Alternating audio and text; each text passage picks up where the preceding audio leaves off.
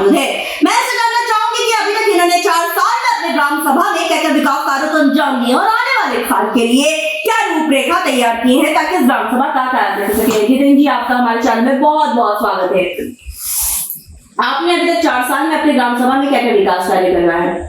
अंत्येष्टि स्थल का निर्माण हुआ, शौचालय लोगों को मिले, आवास की सुविधा दी गई, रिवोर के कार्य कराए गए, इंटरलॉकिंग, नाली, खंभों में बिजली की व्यवस्था करना आदि कार्य कराए गए।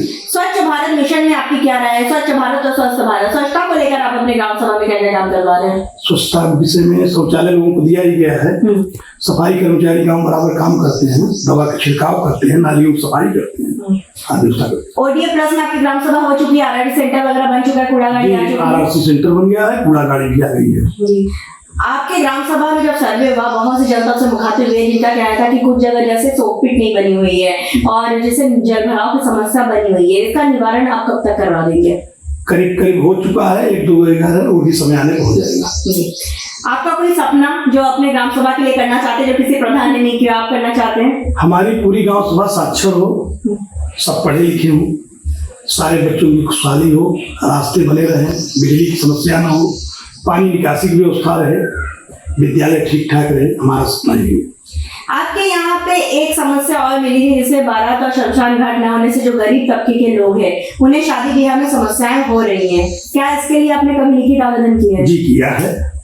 शमशान घाट तो अंत्येष्टि स्थल बन गया है और बारात घर के लिए कई बार प्रयास किया गया लेकिन मिला नहीं। एक छोटा सा मिला है, माननीय सांसद जी द्वारा दिया गया था 2016 में। चल रहा है। आपके यहाँ पे अगर स्वास्थ्य की मैं बात करूँ तो हमारे उप मुख्यमंत्री ब्रजेश पाटिल जी स्वास्थ्य मंत्री हैं, स्वास्थ्य के प्रति काफी जागरूक भी है, तो आपने कोई स्वास्थ्य को बेहतर बनाने के लिए कोई पैरामीटर तैयार किया है कि आप अपनी गोल जो ग्राम सभा के स्वास्थ्य को बेहतर बना सके? हाँ मैडम, अभी हमारे यहाँ एक छोटी सी जो आरोग्य क्लिनिक बनती है उसका निर्माण हुआ है। बहुत पहले से उसका पैसा आया था लेकिन पूर्व की प्रधानों को देख रही उसका निर्माण नहीं कराया जा सका था, जो अभी हमारी इस कार्यकाल में हो रहा है। अच्छा, एक बात हम आपसे पूछना चाहेंगे कि यहाँ पे सरकार के 19 बिंदुओं पर मैं बात करूँ, 19 बिंदुओं पर आपका काम हो चुका है, जैसे पैरामीटर है 19 बिंदुओं का, आंगनबाड़ी केंद्र है, विद्यालयों का कायाकल्प है, सचिवालय का निर्माण, आंगनबाड़ी भी बन गया हमारे यहाँ, 2 बने हुए हैं, अभी 2 की आवश्यकता है। विद्यालय में टाइल्सीकरण हो गया है, पानी की व्यवस्था, बाउंड्री वाल आज जो भी कार्य थे वो हो चुके हैं। अच्छा, कुछ छूटे नहीं है? मतलब कुछ नहीं छूटे, किचन का काम छूटा था वो बन रहा है इसमें। कितनी बार से आपकी प्रधानी चल रही है? दूसरा कार्यकाल है। दूसरा कार्यकाल है, लगातार चल रहा है। अच्छा, आपके यहाँ पे आयुष्मान कार्ड की मैं बात करूँ, चाहे वृद्धा पेंशन की मैं बात करूँ, चाहे आपके यहाँ पे कोई भी ऐसी समस्या जो ग्राम सभा में होती है, वो सब आयुष्मान कार्ड जो अंत्योदय कार्ड धारक थे उनको मिल चुका है और जो लोग हैं प्रयास कर रहे हैं, 75 साल के ऊपर वालों का भी हुआ है, जिनके 6 यूनिट थे उनको भी हुआ है, काफी मात्रा में बने हुए हैं। 1-2 तो छूटे ही रहते हैं, गांव में थोड़ी बहुत समस्या तो आती है। आपकी ग्राम सभा में खुली बैठक हुई थी आवास को लेकर, तो इसमें कुछ ऐसी भी समस्या आई है जो पात्र लोग जो थे उनको आवास न मिला हो, ऐसी समस्या? ऐसी समस्या तो नहीं है लेकिन अपात्र लोगों का ज्यादा दबाव रहता है। कुछ जो पात्र है वो छूट जाते हैं, जो अपात्र रहते हैं बहुत प्रयास करते हैं और राजनीति की वजह से कुछ गलतियां होती भी है। बाकी एक प्रयास है कि जो पात्र है वो न छूटे। हाँ, मेरे कहने का मतलब यही है कि पात्र लोगों को दिया जाए, अपात्र में से भी कुछ अगर दे रहे तो कोई बात नहीं, लेकिन पात्र ना छूटे। ये तो गलत है कि पात्र से हटा के अपात्रों को देना। ऐसा क्या है कि लोगों की जैसे जो सरकार की मानसिकता है, अगर किसी के पास छोटा भी पक्का घर है उसमें 3-3, 4-4 फैमिली निवास कर रही है, उसको देख के अधिकारी नहीं करते, ऐसे लोगों के साथ गलत होता है। सरकार की एकदम शुद्ध गाइडलाइन होनी चाहिए, साफ सुथरी, कि किसको देना है किसको नहीं देना है। इसके लिए लोगों को काफी दिक्कत होती है। भाई एक परिवार में एक कमरा बना हुआ है, उसमें 3-3 बच्चे हैं, 4-4 बच्चे हैं और जो सर्वे करने जा रहे हैं वो उसमें दिक्कत पैदा करते हैं। वो देखते हैं कि एक कमरा बना हुआ है, इसको मत दीजिए। सबसे बड़ी समस्या आवास में पात्रों को देने में सबसे बड़ी समस्या है। हाँ, ये बहुत बड़ी आपने बहुत अच्छी बात बताई। ये समस्या तो पूरे उत्तर प्रदेश में हमें देखने को मिली है, जो बहुत आपने फैक्ट जमीन स्तर पर बात की है। इसके सरकार का कोई गंभीर, जबकि गाइडलाइन में है कि 1+1 है तो उसके अनुसार 3 बच्चे हैं तो, लेकिन अधिकारी करते नहीं है, उसको टाल मटोल करते हैं। ये समस्या वाकई है और ये जमीनी स्तर पर सबसे बड़ी समस्या है आवास की। ये बहुत अच्छी बात जो बताई मानक आपने। है ये सरकार को इसमें सुधार करना चाहिए। जी अभी तक गाइडलाइन है लेकिन अधिकारी नहीं कर रहे हैं। जी जी जी जी साक्षरता की जैसे आपने बात की, आप काफी एजुकेटेड पर्सन हैं, तो आपको क्या लगता है कि साक्षरता के लिए आपकी ग्राम सभा में क्या क्या और चीजें चाहिए और इसको आप ग्राम सभा में डेवलपमेंट के साक्षरता एजुकेशन के स्तर पर देखिए, जो बेसिक शिक्षा विभाग का बजट है वो विद्यालयों को मिल नहीं रहा है। जो कंपोजिट विद्यालयों में 25,000 50,000 आता है उसका सही से उपयोग नहीं होता।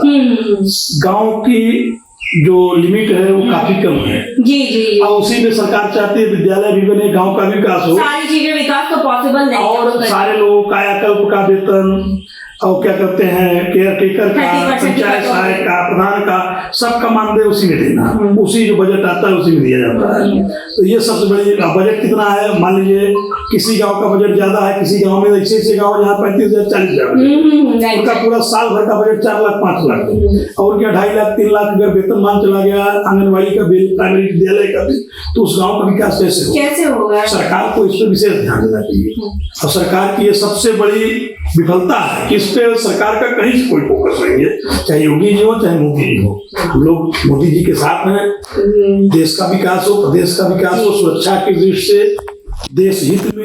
लेकिन जो फैक्ट है वो आप बता रहे जैसे हो, आवास का सर्वे है, मुख्यमंत्री आवास का सर्वे हुआ, उसमें जातिवार आप सर्वे कर रहे हैं। जी क्या ब्राह्मण गरीब नहीं है उसका घर नहीं गिरता है, क्या ठाकुर का घर नहीं गिरता, पटेल का घर नहीं गिरता, एक ही बिरादरी को अगर समाहित करना है तो एक ही बार में एक बिरादरी को समाहित कर दीजिए, सब कुछ होगी, किसी को खत्म कर दीजिए। मतलब आप मुस्लिम लोग का ही गिरा जा रहे, इस पर आप बात कर रहे हैं। सबका है, जैसे लोग सरकार की नियत जो है सबके पास साफ होनी चाहिए, साफ होना चाहिए। बहुत से गरीब लोग हैं, अब है क्या हमारे गांव में ही कुछ लोग ऐसे हैं जो भाइयों के साथ रह रहे हैं, उनके पास आवास नहीं है, लेकिन सरकार की नियत है कि उनको वही पक्का भाई का मकान दे, उनको नहीं दे रहे हैं। राइट। तो ये सब गांव का सर्वे होना चाहिए, इस पे हम कहते हैं प्रधान से ही हर बात में पूछे। जी जी जी सरकार की एजेंसी सफाई कर्मचारी है, आंगनबाड़ी कार्यकर्ती है, रोजगार सेवक है, पंचायत सहायक है, केयर टेकर है, आपके समूह है, उन सब सर्वे करा दीजिए ना।